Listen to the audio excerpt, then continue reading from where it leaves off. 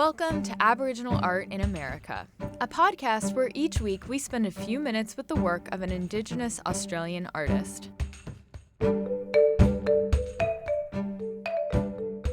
This week, we're talking to Dora and Jan Griffiths from the Warringah Arts Centre in Kununurra, Western Australia.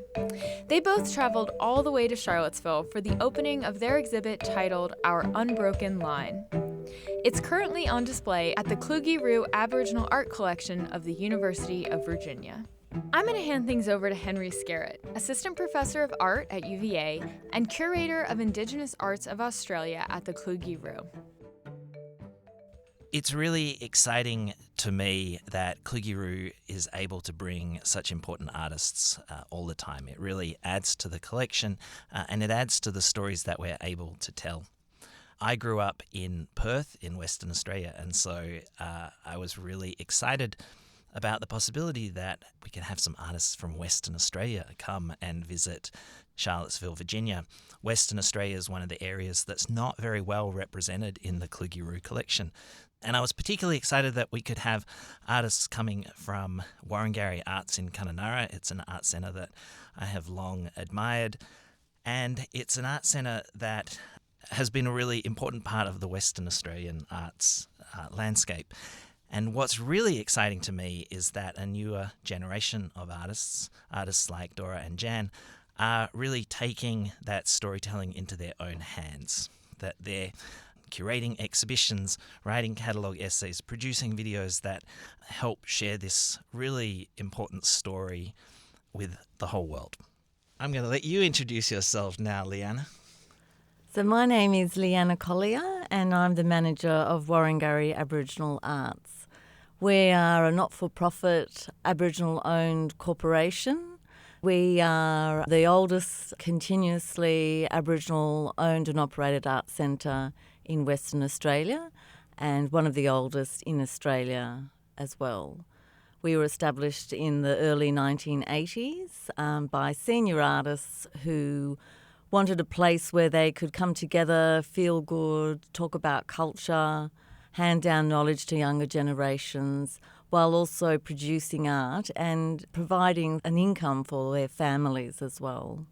We've had some amazing artists over the years painting and creating artworks at the centre, and it's attracted a lot of different language groups in the area. We mainly represent Mirrawong artists, but we also represent different language groups that find themselves in the region living in Kununurra. We also help manage a smaller art centre outside of Kununurra in Columbaroo as well. Can you just tell us where Kununurra is and the region that it sits in? Kununurra is situated in the Kimberley region of northwest Australia. It's very close to the Northern Territory border as well. So it's about a 1.5 hour drive from the Northern Territory border. It's very close to Lake Argyle. It's a very beautiful region, dramatic landscapes, but it's considered quite a remote area. Yeah, it's not near Sydney or Melbourne. Not at all. Or even Perth. I think it's probably closer to Jakarta than it is to Perth. That's correct, yes. Okay, now the superstars. Hello, my name is Dora Griffiths, and here with me today I've got my little sister Jan Griffiths, and we are both from Kununurra, Western Australia, and we are artists and curators that came up to Virginia to do residency at Kluge-Ruhe. Can you tell us about the exhibition that you have curated? The exhibition I've created is called The Unbroken Lines, and it's from the Griffiths family, and it's also telling a story of our grandmother who passed away years ago, and how and where she was born and how she was growing up before colonization. And it's also teaching and passing down the knowledge to the next generation. One of the important parts of this story is a really hard part of the story, which is for many years the Australian government had this very damaging policy of trying to remove mixed-race children from their families, right? And that affected a lot of families in the Kimberley, didn't it? Yes, it affected a lot of people in the community, families, friends. And sometimes it was hard for the ones who got taken away to come back and do the family history and reconnecting to culture and language. And our grandmother hid in the billabong when she seen an Aboriginal tracker and a station manager looking around for all our people to take back to the station to make them work. And the only payment they got back in those days was just sugar, milk, flour, and tobacco and tea.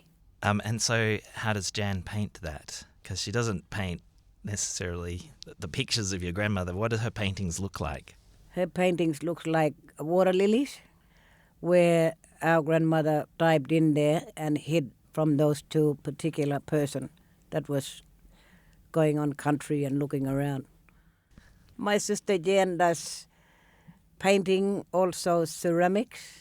So when we first started painting at the art center, we was only using canvas and frame, and then now ourselves plus all the other artists is now telling that same exact story through other mediums. As well as poetry. As well as poetry.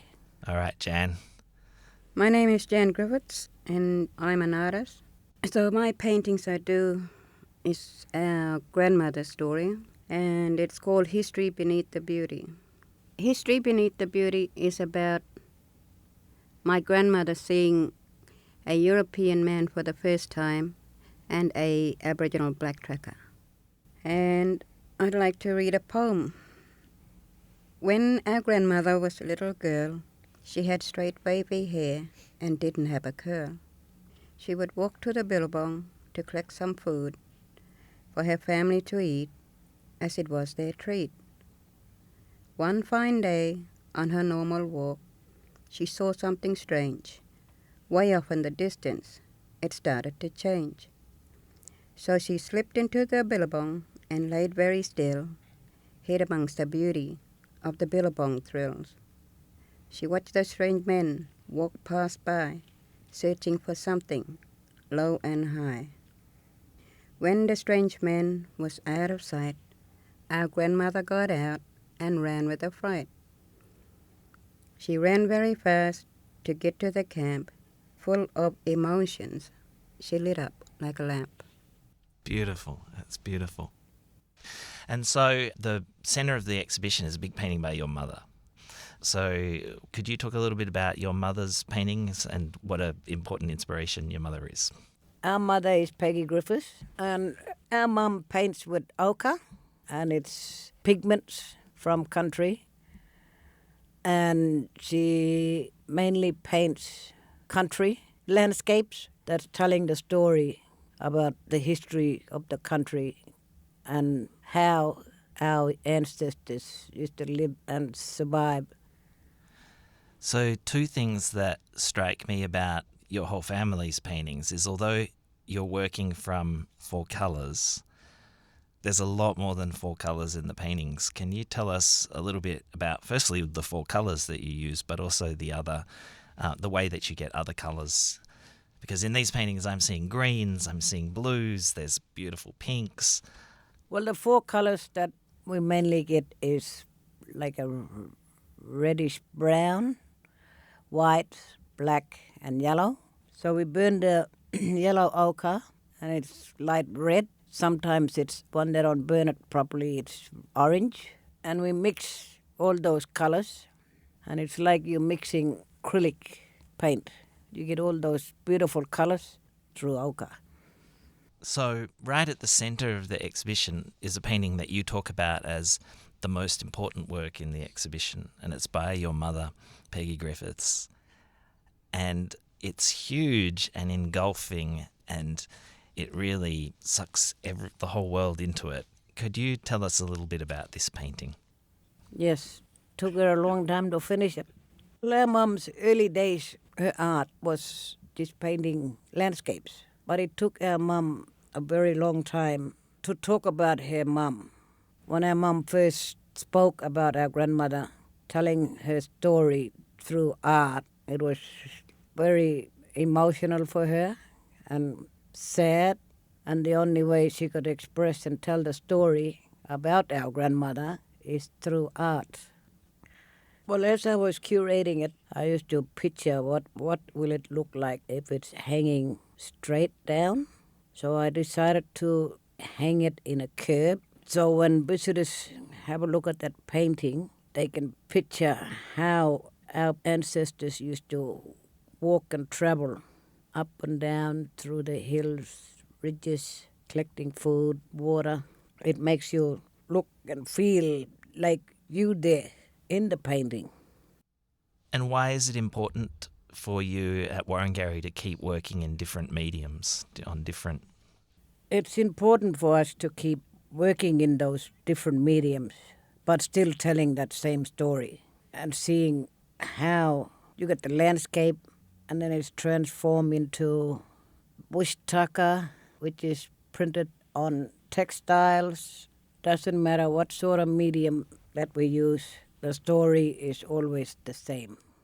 I think also that the new mediums is a fantastic way to engage younger artists to the Art Centre, and that was a deliberate decision made by the elders to try and encourage the next generations to be interested in depicting stories and a great way to hand down knowledge as well. The generations represented in the exhibition, I mean, their ages range from late 20s to late 70s. Warrangari Art Centre is not only a place of art where we make art, we also keeping the cultural knowledge of our ancestors and the history and the stories and passing it down. It's like a school or university. Hence the Unbroken line. Yeah, it goes back to the title of the exhibition. Yes, still strong, still going.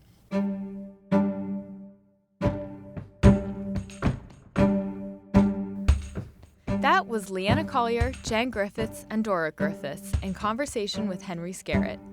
Their exhibit, Our Unbroken Line, The Griffiths Family, is on display at Kluge Roo until December 8th. Kluge Roo is free to visit and open Tuesdays through Sundays. You can even take a free tour each day at 10:30 a.m. or 1:30 p.m.